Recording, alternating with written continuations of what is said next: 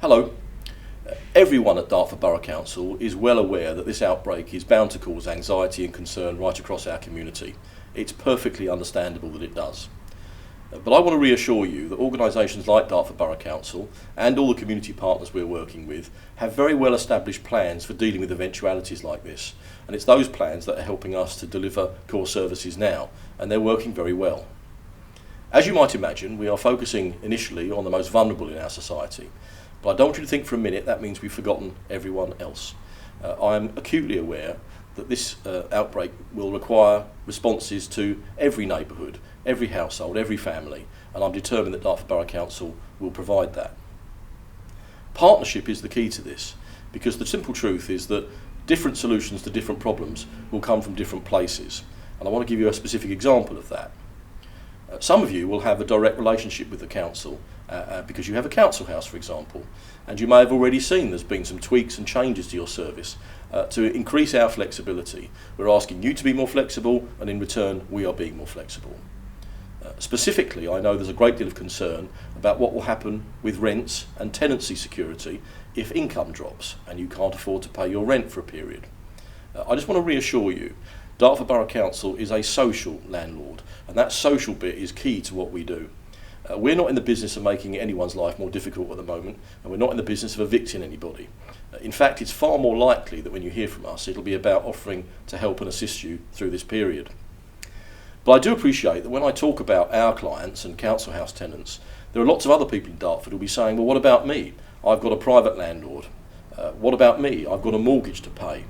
And that's why we've set up this platform called Dartford Together, because we want to bring information in from all the different agencies and organisations and tiers of government that will be helping you. For example, the government has announced that there's going to be a mortgage repayment holiday, and they've also made it abundantly clear to Britain's private landlords exactly how they expect them to respond to this situation. But we want to put that in a local context, which is where Dartford Together comes in. We want it to be a reliable source of information for you to help you through this particular period of time. Of course, it's not just households and families that are affected at the moment, it's businesses too. And like you, I've seen talk of these enormous, mind-blowing amounts of money from local government from government to support the local economy and to help local businesses. But there's an important local context for that too. You need to know, if you're a local business person, exactly how to access that help, exactly when it's going to be coming, exactly how you can get it. And once again, I hope Dartford Together will be able to assist you with that, and it's one of the core aims of what we're doing. All of Dartford's partners are crucially important, but it would be crazy of me not to accept that at this particular time there are some organisations that are head and shoulders above the rest in terms of their importance to us. I'm talking, of course, about our public health partners. The NHS, the people who are delivering adult social care, and the people who are delivering children's social care. They're doing an extraordinary job, and I know that on your behalf you'd want me to thank them for everything they're doing, which I gladly do. But one of the ways we can repay them is to listen to their advice. When the NHS or Public Health England say something, it's because it's the right thing to do. So when they tell us to wash our hands more frequently, we should do it.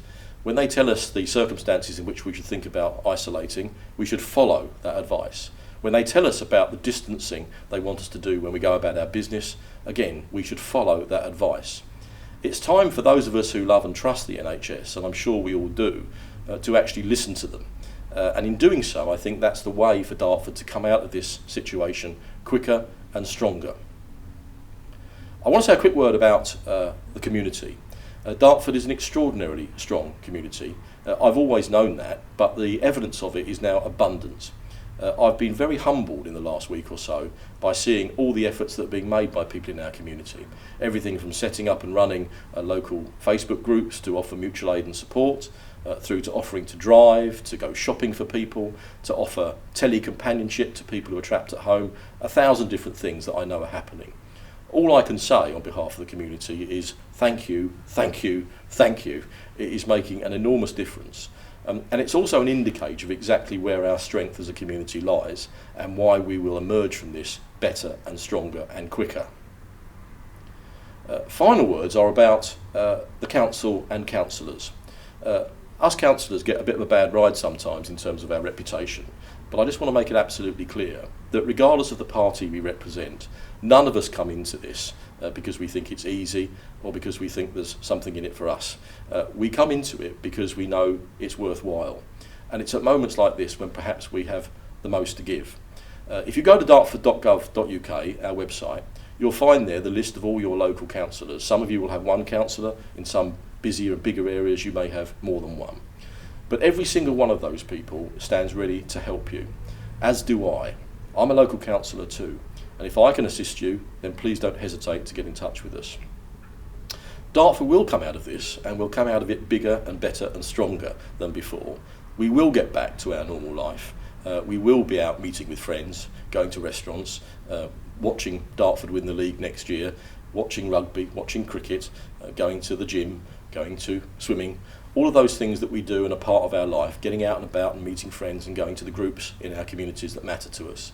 But the key to that is following the advice and staying together as a community, and I know we can do that better than most. That's all from me. Thank you very much indeed. Stay safe and follow that advice.